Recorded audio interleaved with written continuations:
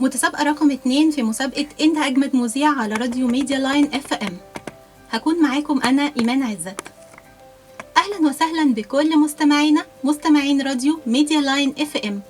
هكون معاكم انا ايمان عزت كل يوم 2 من الساعة 4 للساعة 5 مساء في برنامجنا وبرنامجكم ناس وناس، اللي بنتكلم فيه عن اضطرابات الشخصية النفسية.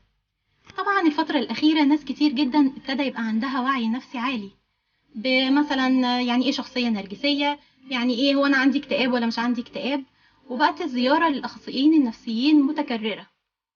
النهاردة هنتكلم عن شخصية مزعجة جدا، ناس كتير قوي بتشتكي منها. شخصية متعجرفة، شخصية مغرورة، شخصية ما بتبقاش شايفة غير نفسها. الشخصية النرجسية. الشخصية النرجسية يا ترى ايه أصلها؟ ويعني ايه أصلا نرجسية؟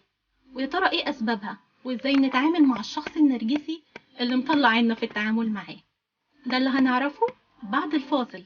انتظرونا بعد الفاصل، معانا ومعاكم إيمان عزت وبرنامج ناس وناس. أكمل؟ كمل. بعد الفاصل ماشي.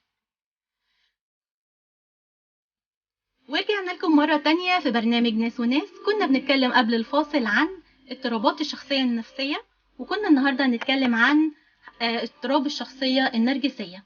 يعني ايه أصلا شخصية نرجسية؟ ومين اللي سماها نرجسي؟ هنرجع بالزمن شوية، شويتين 3 4 لورا كده، في العصر اليوناني. كان زمان في أسطورة يونانية بتقول إن في بنت جميلة جدا جدا اسمها إيكو أو صدى. البنت دي كانت واقعة في حب وهيام ولد جميل جدا اسمه ناركست، لكن ناركست ما كانش معبرها وما كانش مهتم بيها وما كانش أصلا حابب يتواصل معاها. وفي مرة من المرات إيكو حاولت إن هي تقرب منه عشان تتواصل معاه وتعبر له عن حبها، لكن للأسف الشديد ناركست زقها ووقعها على الأرض.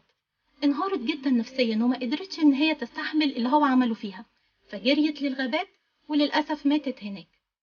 آلهة العقاب عند اليونانيين قررت ان هي تعاقب ناركست على اللي هو عمله، فعملت حاجة غريبة جدا على حسب الأسطورة، وقعته في حب صورة نفسه. بقى يبص لنفسه في البحر فيشوف انعكاس صورته، فيحب نفسه جدا مش قادر يشيل عينه من عليها، وبالتالي فضل باصص لصورته طول الوقت. ولما حب يتواصل مع صورته للأسف نط في البحر وغرق فيه، وطلع مكانه زهرة كلنا عارفينها وبنحبها اسمها زهرة النرجس، ومن هنا جت كلمة النرجسية أو نارسيسست.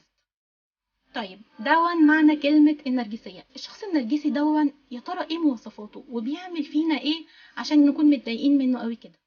للأسف الشخصية النرجسية على الرغم من إن هي شخصية كاريزما جدا ومن أول مرة بتشوفها بتحس بإعجاب وبتنبهر بيها، إلا إنك لما بتبتدي تقرب منها بتحس إن هي عاملة زي النار، من بعيد مبهرة وجميلة، لكن لما بتقرب منها للأسف بتحرقك. الشخصية النرجسية ما بتتعاطفش نهائي معاك مهما قلت من حزنك ووجعك وآلامك، كأنه مش سامعك. ده لأنه شايف بس نفسه إن هو الضحية الوحيدة في العالم، شايف إن هو بس اللي يستحق كل الحب والدعم، شايف إن هو